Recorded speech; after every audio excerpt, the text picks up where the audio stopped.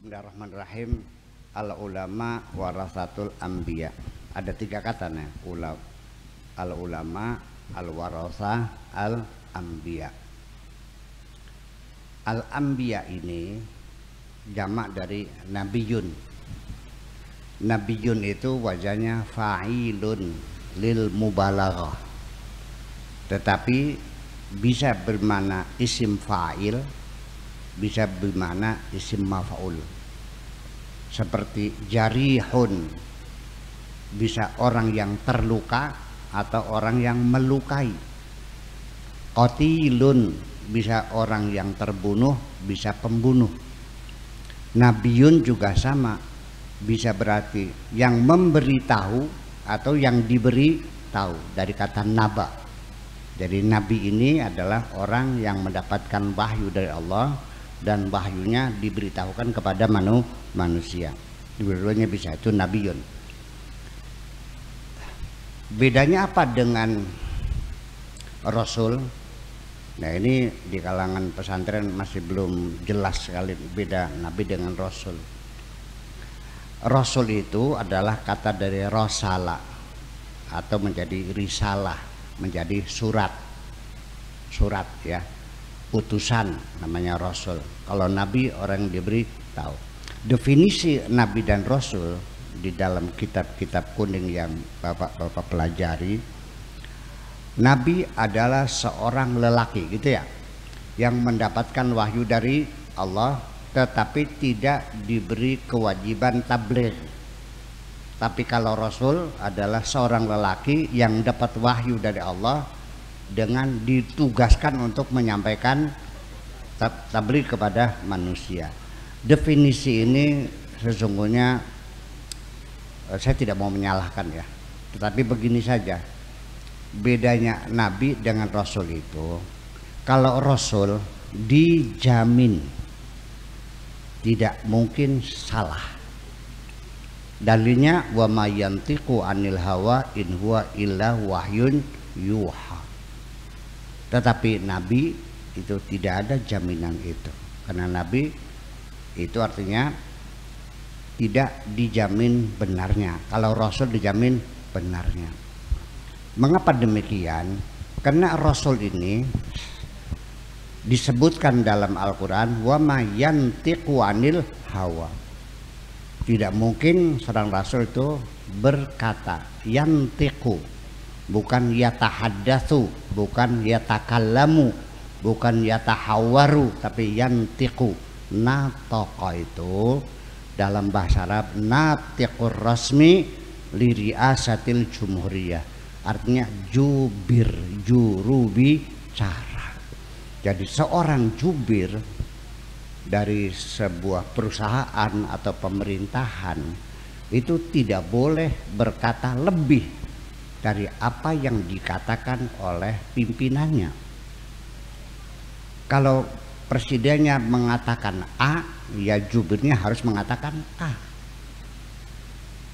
Jubirnya mengatakan seperti itu, ya jubirnya mengatakan seperti itu. Tidak boleh dikurangi, tidak boleh ditambah. Itu jubir. Makanya wa may yantiqu anil hawa in huwa illa wahyun yuha. Tetapi ketika nabi dilepaskan sebagai manusia, berinteraksi dengan anak istrinya, ya ada berguraunya, ya mungkin ada, hanya bedanya dia dapat wahyu juga ya, tetapi kesalahannya bisa terjadi. Ketika Kanjeng Nabi Muhammad itu menegur orang petani korma yang sedang mengawinkan serbuk korma yang jantan dengan betina, kata Nabi, ngapain lo dikawin-kawinin, biarin aja, kena angin juga nanti juga beres. Ya udah, turun, udah. Ternyata panennya gagal. Lalu menyalahkan, kenapa kami ikuti kamu ya Rasulullah, nggak panen sekarang. Nah, konon iya beli panen. Apa jawabnya? Antum a'lamu bi umuri dunyakum. Kamu lebih pintar dari saya di bidang pertanian. Oke. Nabi juga menyalahkan, mengharamkan sesuatu yang oleh Allah dihalalkan, ditegur oleh Allah. Ya ayyuhan nabi lima tuharrimu ma ahallallahu laka. Wahai Nabi, kenapa kau haramkan sesuatu yang halal kok diharamkan? Enak aja loh. Itu kan hak prerogatif aku, kata Tuhan. Aku yang menentukan haram dan halal, bukan kamu. Berarti mesti salah kan? Jadi jangan salah paham. Ketika Nabi ditegur sebagai Nabi, makanya selalu kalau teguran itu yang dipanggil sebagai Nabi, ya ayuhan Nabi. Akan tetapi al ulama warasatul anbiya, sekalipun namanya anbiya, ini maksudnya ar-rusul. Wes gitu aja. Betul nggak? Bukan nabi tapi rusul. Jadi al ulama warasatul rusuli. Tapi ya sudahlah, maknanya adalah rusul, diperbaiki, kita perbaiki. Tapi nanti bisa keliru nantinya yang kita, nah itu. Kemudian lagi, apakah tugas para rasul itu? Kita jangan sempit pikiran hanya ngajarin orang sholat, bukan hanya ngajarin orang zakat. Para rasul itu adalah manusia-manusia pilihan Tuhan untuk membangun satu peradaban. Nah loh, tatanan kehidupan dunia, bukan hanya seremoni ibadah saja. Gimana lagi? Masa Nabi Tuhan ngajarin sholat saja? Ya tidak. Membangun satu keadilan sosial, menegakkan supremasi hukum, membangun peradaban, kemakmuran, kemajuan, intelektualitas dan sebagainya. Oke. Biar jelas mananya juga. Udah, itu Nabi. Nah, saya sendiri ketika saya mati, tahu nggak siapa yang meneruskan pondok? Ya tentunya ya para cendekiawan yang ada, seperti Pak Afkar, Pak Abror dan sebagainya. Nggak mungkin petani yang buta huruf meneruskan pengsanapingan. Betul nggak? Lah ya iya. Yang meneruskan Pak Bambang siapa? Ya nanti anak-anaknya yang pandai berbisnis. Betul nggak? Jadi logis saja, yang meneruskan itu siapa? Ya adalah para intelektual. Apa termasuk? Ya termasuk semua, namanya peradaban itu tidak mengenal apapun. Pokoknya ya di Indonesia ya semua bangsa Indonesia ya yang beragama Nasrani, agama Hindu, agama Buddha, agama Islam, semuanya bangsa Indonesia. Ya, kita bekerja memakmurkan bangsa Indonesia, bukan memakmurkan umat Islam di Indonesia. Enggak, kita tidak separatis. Jadi gimana? Ya mereka makmur juga. Udah, oke. Lalu al ulama siapa? Al warasah siapa? Al warasah itu pewaris kan. Nah, kalau bapak mati, pewarisnya siapa?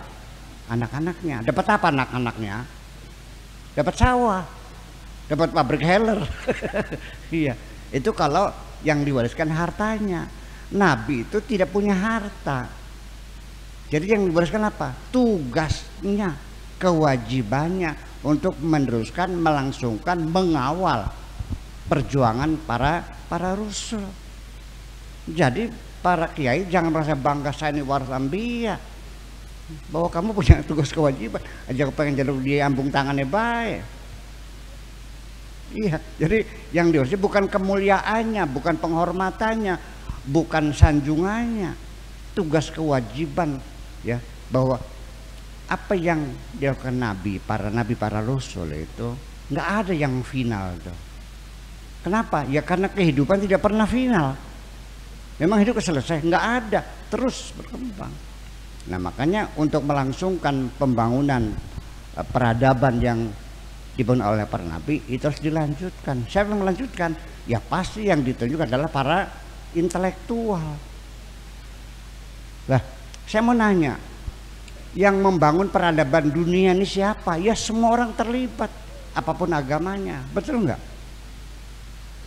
Yang bikin listrik agamanya apa? Yang bikin mikrofon ini siapa? Agamanya apa?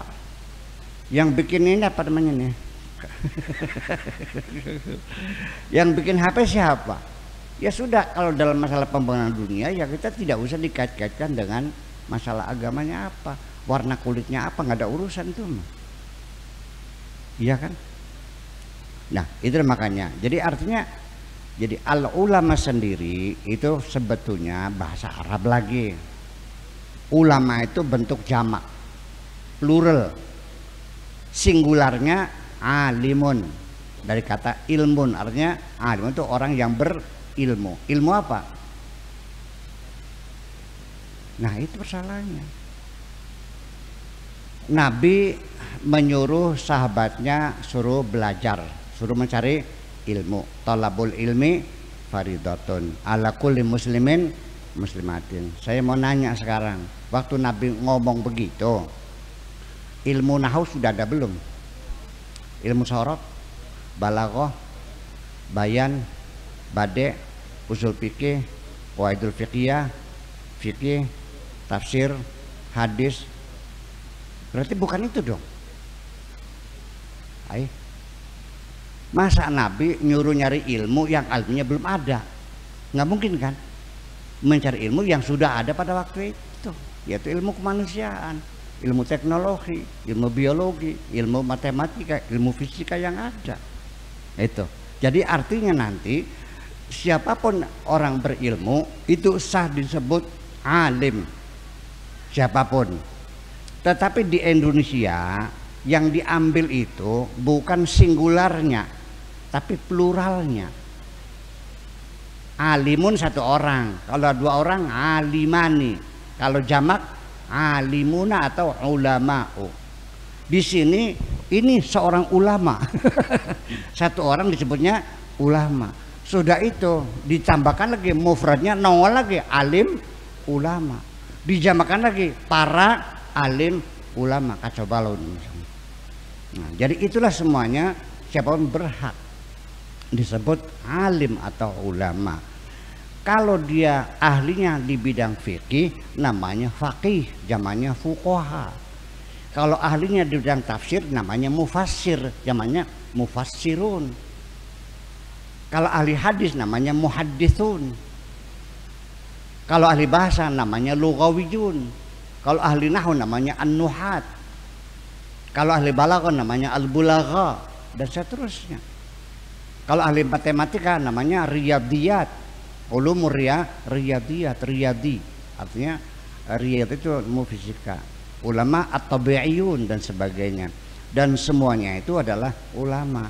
Jadi tetapi nampaknya di Indonesia ini kata ulama itu hanya dimonopoli oleh orang-orang yang mengetahui ilmu-ilmu agama.